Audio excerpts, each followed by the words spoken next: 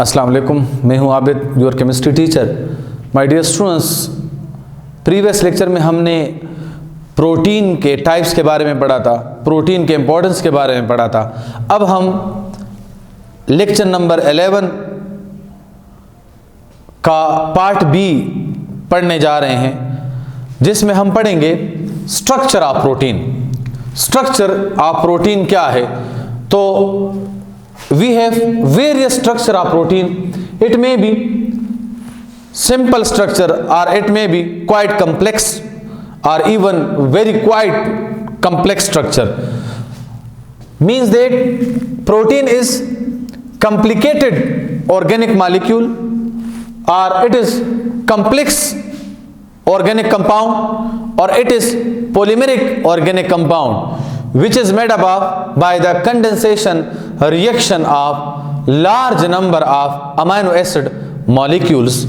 Now during this combination we get various kind of structure of protein. It may be simple or it may be complex or complicated structures. So these are categorized like simple mean primary structure, secondary structure or tertiary structure or quaternary structure. Primary structure means that such kind of protein molecule in which large number of different amino acid combined together. It may be straight chain or branched chain. Straight chain mean either this alkyl group is linear or this alkyl group is branched. So straight chain भी हो सकते हैं और branched भी हो सकते हैं, लेकिन इनका स्ट्रक्चर जिस तरह अभी इससे पहले हमने पढ़ा कि अमाइनो एसिड मॉलिक्यूल आपस में कंबाइन होते हैं। किस तरह? With the help of condensation reaction, जिसमें ये आपस में कंबाइन होकर क्या बना लेते हैं? पेप्टाइड बॉन्ड बनाते हैं। पेप्टाइड बॉन्ड बना लेते हैं और इस तरह ये अमाइनो एसिड आपस में कंबाइन होते हैं, लेकिन उनमें प्रोटीन के दो पार्ट होते हैं, दो टर्मिनल होते हैं। एक को हम अमाइनो टर्मिनल, दूसरे को कार्बोक्सी या कार्बन टर्मिनल कहा जाता है। लेकिन बीच में ये एक अमाइनो एसिड मॉलिक्यूल है, ये दूसरा अमाइनो एसिड मॉलिक्यूल है। इस तरह डिफरेंट अमाइनो एसिड मॉलिक्यूल आपस में कंबाइन होते हैं और वो एक सिंपल सा एक चेन बनाते हैं, जिसको हम क्या कहते हैं? जिसको हम कहते हैं प्राइमरी स्ट्रक्चर ऑफ प्रोटीन। इसके बाद another type of structure of protein, जिसको हम कहते हैं सेकेंडरी स्ट्रक्चर। अब प्राइमरी स्ट्रक्चर तो सिंपल सा स्ट्रक्चर है, लेकिन सेकेंडरी स्ट्रक्चर में क्या होता है? अमाइनो एसिड ही होते हैं इसमें, लेकिन अमाइनो एसिड मॉलिक्यूल क्या होते हैं? फोल्ड होते रहते हैं, एक दूसरे के ऊपर क्या होते हैं? फोल्डिंग और डीफोल्डिंग कर रहे होते हैं। इस तरह मतलब ये दो तरह के इसके स्ट्रक्चर बन सकते हैं। या तो ये रॉड लाइक स्ट्रक्चर होता है, लाइक अ स्प्रिंग ऐसे। अब इनमें ये अमाइनो एसिड मॉलिक्यूल, अगर ये स्प्रिंग है तो अमाइनो एसिड मॉलिक्यूल, ये एक अमाइनो एसिड, ये एक दूसरा स्ट्रैंड, एक स्ट्रैंड दूसरा स्ट्रैंड, ये आपस में किस लिहाज से कंबाइन हुए होते हैं? ये आपस में इनके दरमियान क्या होता है? यहाँ इनके दरमियान हाइड्रोजन बॉन्डिंग है। कैसे हाइड्रोजन बॉन्डिंग होगा? क्योंकि एक अमाइनो एसिड का नाइट्रोजन दूसरे अमाइनो एसिड के कार्बोक्सिल ग्रुप का हाइड्रोजन या इसका NH जो है NH दूसरे कार्बोक्सिल ग्रुप के ऑक्सीजन की तरफ अट्रैक्ट होगा और इस तरह इनके दरमियान क्या बनेगा? यहाँ पर एक का NH है तो दूसरे का क्या है? ऑक्सीजन है, एक अमाइनो एसिड का। और इस तरह इनके दरमियान क्या, कौन सा फोर्स ऑफ अट्रैक्शन जनरेट होगा? इनके दरमियान ये एक स्ट्रैंड है, ये दूसरा है, इनके दरमियान क्या जनरेट होगा? Hydrogen bonding. हाइड्रोजन बॉन्ड किसको कहते हैं? It is the force of attraction in which partial positively charged hydrogen atom of one molecule is attracted by partial negatively charged oxygen, nitrogen or fluorine of another molecule. It means that the kind of intermolecular force of attraction, hydrogen bond is not a real bond. It is a kind of van der Waals forces, but it is the strongest case of van der Waals forces. ये आपको बात बताता चलूं, hydrogen bond chemical bond नहीं है, ये chemical force नहीं है। हाइड्रोजन बॉन्ड क्या है? It is a physical force. Hydrogen bond अगर मॉलिक्यूल में है तो हाइड्रोजन बॉन्ड मॉलिक्यूल में अगर मौजूद है, लाइक जिसमें एक अमाइनो एसिड मॉलिक्यूल है जिसका अमाइनो ग्रुप यू और दूसरा भी अमाइनो एसिड मॉलिक्यूल है लेकिन उसका ऑक्सीजन ए से, हाइड्रोजन को ये इनका चेन है साइड, ये एक दूसरे को अट्रैक्ट करें तो इस अट्रैक्शन को हम क्या कहेंगे?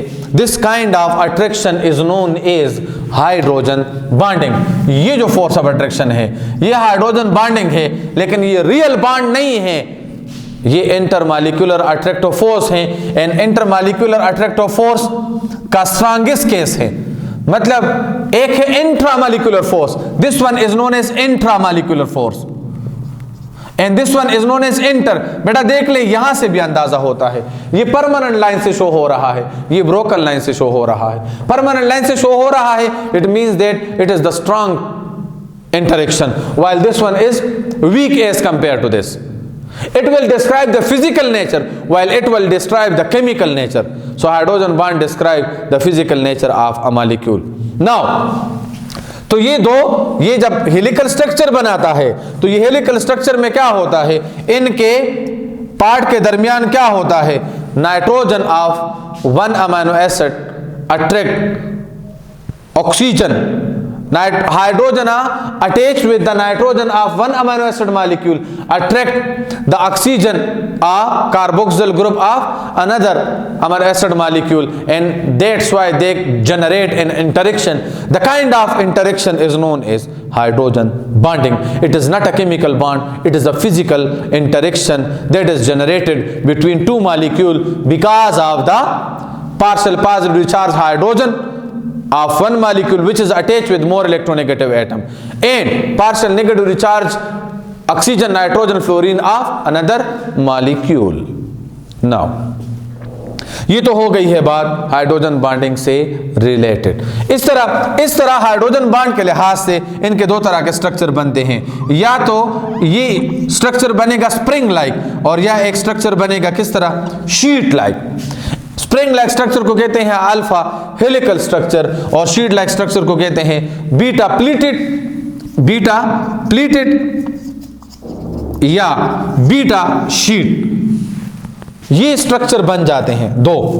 तो इस तरह इनको हम क्या कहते हैं? Secondary structure. ये बनता है कॉइलिंग, फोल्डिंग एंड रीफोल्डिंग से। Coiling, folding and refolding of amino acid molecule with the help of hydrogen bonding and peptide chain. Peptide chain तो इसमें है, ये देखे पेप्टाइड बॉन्ड इसमें बन जाता है। यहां जिस तरह यहां हमने पढ़ा तो इनके दरमियान यहां जो बॉन्ड बनेगा ये कौन सा बॉन्ड होगा? वाटर मॉलिक्यूल का बीच में से निकाल दे तो इनके दरमियान जो बॉन्ड होगा वो क्या होगा? पेप्टाइड बॉन्ड होगा। हाइड्रोजन बॉन्ड भी इसमें मौजूद हैं और दो अमीनो एसिड मॉलिक्यूल के दरमियान एक इंटरेक्शन जनरेट होता है जिसको हम कहते हैं पेप्टाइड लिंकेज। तो इस तरह उसके बेस पर हमारे पास दो तरह के स्ट्रक्चर बनते हैं, helical structure and sheet like structure. So the kind of structure is known as secondary structure. Now another type of structure that is more complicated means that बेटा ये simple structure है, इसमें हेलिकल शेप नहीं बनता। इसमें क्या होता है? अमीनो एसिड मॉलिक्यूल फोल्डिंग और रीफोल्डिंग के जरिए आपस में कंबाइन होते हैं और उनमें क्या होता है? उनमें इनके अमीनो एसिड मॉलिक्यूल के नाइट्रोजन, हाइड्रोजन, ऑक्सीजन के दरमियान हाइड्रोजन बॉन्ड जनरेट हो जाता है। इस तरह ये एक थोड़ा सा कॉम्प्लिकेटेड स्ट्रक्चर बन जाता है। और इसके बाद पॉलीपेप्टाइड चेन फोल्डिंग एंड रीफोल्डिंग के जरिए 3 डायमेंशनल अरेंजमेंट करता है, एक्स एक्सिस में, वाई एक्सिस में, जेड एक्सिस में। और इस तरह शीट मतलब helical, alpha helix and beta sheet ये आपस में कंबाइन होते हैं और इनके दरमियान फोल्डिंग और रीफोल्डिंग होती है। सिंपल अमीनो एसिड से क्या बनते हैं? Helical and sheet like structure. और फिर जब ये दोनों आपस में कंबाइन होते हैं तो फिर इससे क्या बनता है? एक और कॉम्प्लिकेटेड स्ट्रक्चर बन जाता है, that is known as tertiary structure. जिसमें क्या होते हैं, जिसमें फोर्सेस क्या है, एक तो कोवेलेंट बॉन्डिंग है, मॉलिक्यूल के दरमियान क्या फोर्स हैं, तो वो हाइड्रोजन बॉन्ड है, इसमें सल्फर प्रोटीन भी हो सकते हैं, तो वो डाई सल्फर लिंकेज, मतलब पेप्टाइड बॉन्ड और हाइड्रोजन बॉन्ड हमें क्लियर हो गया। एक अमीनो एसिड मॉलिक्यूल का चेन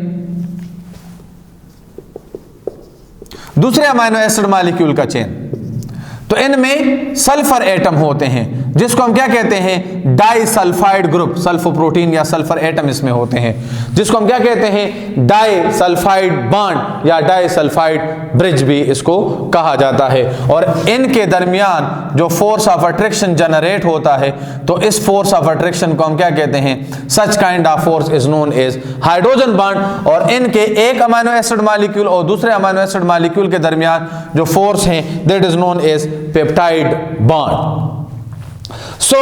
इस तरह ये आपस में फोल्डिंग और रीफोल्डिंग के जरिए, हेलिकल स्ट्रक्चर और शीट लाइक स्ट्रक्चर जो हैं, ये फोल्डिंग और रीफोल्डिंग से हाइड्रोजन बॉन्ड के लिहाज से, डाइसल्फाइड ब्रिज के लिहाज से ये आपस में कंबाइन होते हैं और एक मोर कॉम्प्लिकेटेड स्ट्रक्चर बनाते हैं, that is known as tertiary structure. ये पॉइंट्स आप लोगों ने याद रखने हैं, ये एमसीक्यूज में आते हैं। और इसका स्ट्रक्चर राउंड और इवन बहुत ज्यादा रिजिड स्ट्रक्चर बन जाता है, because it contain a large number of amino acid molecule.